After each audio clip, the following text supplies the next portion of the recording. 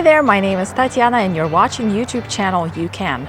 Today is June 21, 2024 and we are located in Zone 6B, Central Pennsylvania. In today's video, I would like to share with you a variety of antioxidant-rich berries that you can grow in your own backyard. We have a half-acre lot that we're using for our garden and we have 10 varieties of berries growing on it. Join me on the berry walk and I will show you all the berries that we have and give you a little bit of stats on each berry. By the way, if you drop a comment in the comment section, that will help my channel to grow and I'll be able to make more videos like this for you. Once these darlings are ripe, I will be making a video about them. Do you know what they are? So obviously, black raspberries, that's where we've been shooting the first part of this video. Black raspberries do not take a lot of care, do not need constant attention. The biggest time and investment that you will put into growing black raspberries is actually preparing the place to plant them initially, and then after that is just kind of like more of a maintenance. Last year we had a colossal harvest of black raspberries. We didn't even eat all of the frozen black raspberries that I gathered, and this year we're going to have lots of berries again, and all at no cost, literally. In the back, the enormous elderberry bushes, which this year will be actually the first year that we will harvest anything off of them, but they have been prolifically blooming all this spring, and you can see there's still blossoms up on top of the elderberry bushes, but I'm looking forward to getting some of those and actually making elderberry syrup. Aronia berry, another one of our favorites. Obviously it is not ripe yet, it's a fall berry, so the berries will probably will grow about triple in size and become dark purplish red in color, and they are tart when they are ripe, but the antioxidant levels in Aronia berry exceeds that of acai berry, and they again, the initial planting, basically deciding where you're going to plant and creating the space for them, takes up the most time. And after that, we literally don't do anything with this except for pick the berries in the fall when they are ripe. Mulberries, the controversial fruit. I did not realize that people in the United States think that mulberries are poisonous because in European countries, mulberries are highly prized berries.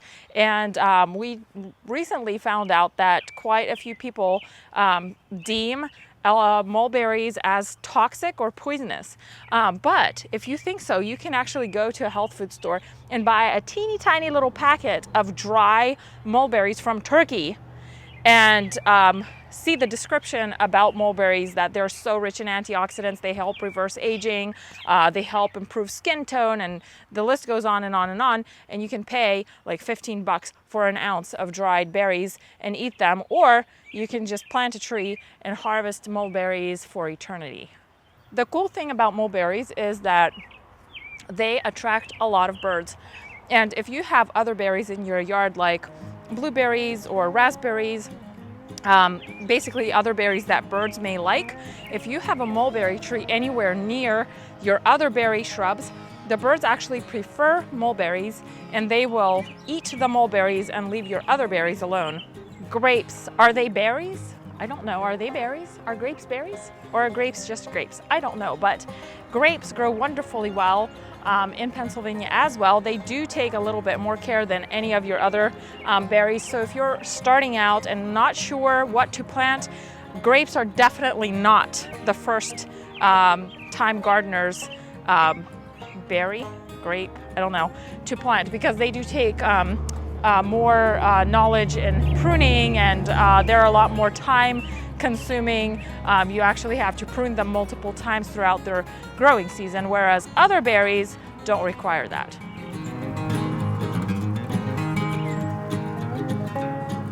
And are not so well taken care of, white raspberry.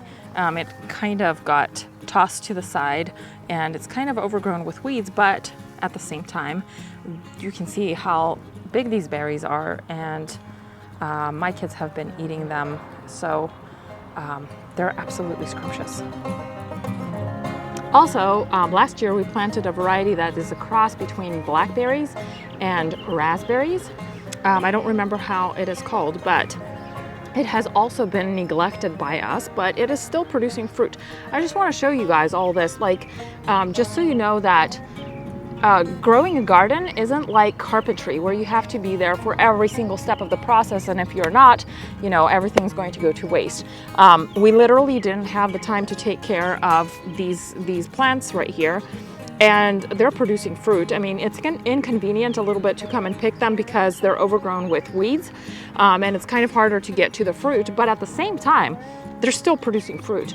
And our kids come out here and they eat these berries, and I don't have to go to the store and buy packets of frozen berries that have been shipped from other countries or other states maybe, that have been on a truck for, you know, who knows how long, and have been grown in conditions that you have no idea about, and probably fed with all kinds of hormones, because in commercial berry production, they pump the plants with hormones in order to produce a more kind of uniform ripening, so that they can just pick the berries once and be done with it. So all of that you're ingesting.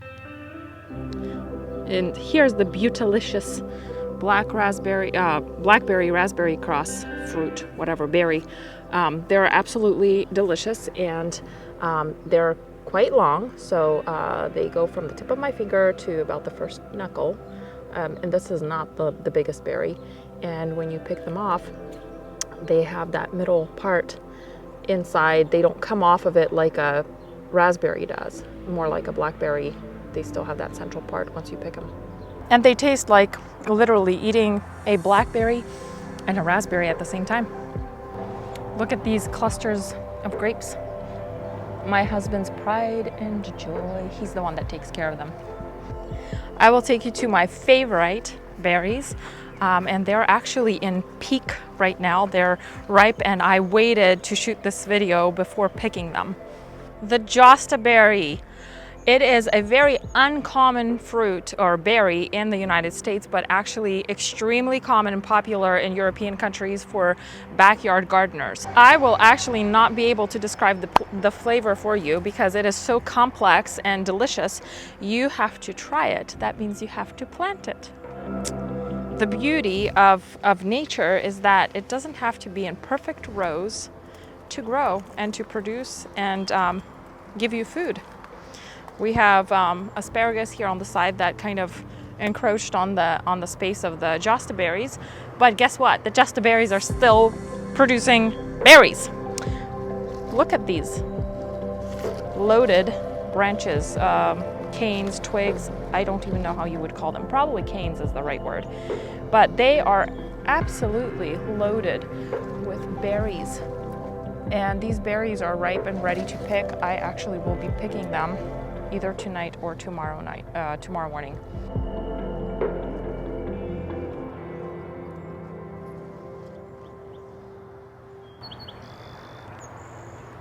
That's a handful of antioxidants that we paid $15 for. I think we paid $15 per plant when we bought these, and we've had them for 4 or 5 years now. Antioxidants. The buzzword. Antioxidants, basically things that are found in a lot of berries and fruits and veggies that help kill or eradicate free radicals in your body, which are associated with aging.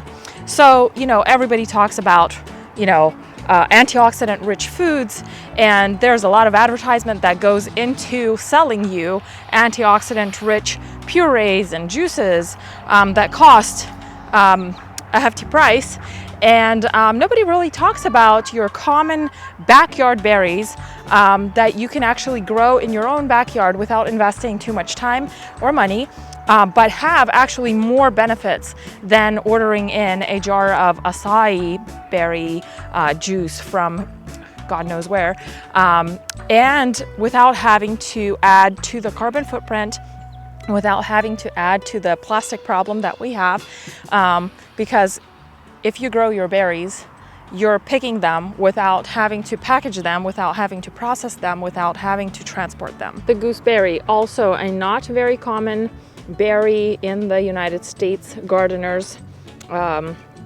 repertoire, but it is extremely delicious and fun little thing about gooseberries. So, you know, we know that, you know, aging of the skin, like wrinkles and aging starts to show when collagen in the skin starts to break down. And a very interesting thing is that gooseberries have collagen stimulating properties. So basically, if you smear the berry on your skin, it's going to trigger collagen production, equals to less wrinkles. Hence my lovely skin. I am a 70-year-old woman. No, but literally that's true. Like, they have anti-aging properties for the skin, particularly because they're collagen producing. But I do this in the morning. I'll come out here and I will smear gooseberry on my face. Just make sure to get all the seeds off of my face so that I don't scare anyone. But yeah, how about that in your backyard? You don't need to buy expensive skin creams and hydrating creams and collagen creams. Just plant a freaking gooseberry. And look at these branches. They're just loaded with the gooseberries. The one thing that you want to keep in mind when planting gooseberries is that they do have little thorns on them, and placing them in some area where you can easily access picking the berries is a good idea, because if you kind of squish them into another plant, you're going to be you know, having to go through the thorns to pick the berries without having good access to the berries. Blueberries. I think it's probably the most common berry in the Western world, because everybody knows what a blueberry is, at least everyone I've met. But we have planted these last fall, and we actually made a video on how to plant blueberries and take care of them. You can catch the link in the description, but we are harvesting our own blueberries this year. Not enough to pack away into the freezer, but enough for us and the kids to eat to our heart's content. And red raspberries. Look at how these branches are loaded with the berries.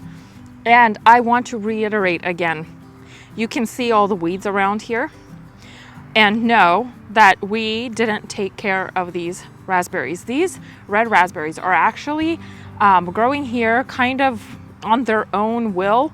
I had planted a cane a couple years ago, and it didn't do really good, and I didn't have time to really do anything with this part of the garden. So it has been overtaken by bee balm and elecampane herb and different weeds, and the red raspberries are growing right in this weedy mass, and they're producing fruit.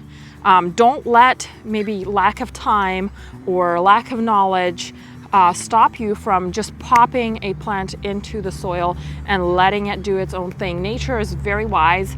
You know, if plants would rely on humans for care in order to survive, we would have no plants by now, because you know, things get caught up in you know, busyness with this and that, responsibilities, but that doesn't mean that you can't have your own berries. Yes, it's a little bit inconvenient to come out here and pick them, because I have to go through the weeds to pick them. A lot of these berries are actually going to be consumed by birds, which is fine by me as well, because birds are a very vital and important part of the ecosystem. My kids go through the weeds and they get the berries. It's great for kids to be out there and, you know, see the insects and hear them buzzing and see the berries way in there, and, you know, adventure into the weed bush to get their berries. Don't let lack of time, lack of knowledge prevent you from planting your own food. And as far as berries go, they do not take a lot of care. Thanks for watching, folks. Drop a comment in the comment section. It will help my channel grow. Also, hit a like and subscribe if you like this video for more videos like this. And don't let lack of time or lack of knowledge stop you from planting a berry bush. this year.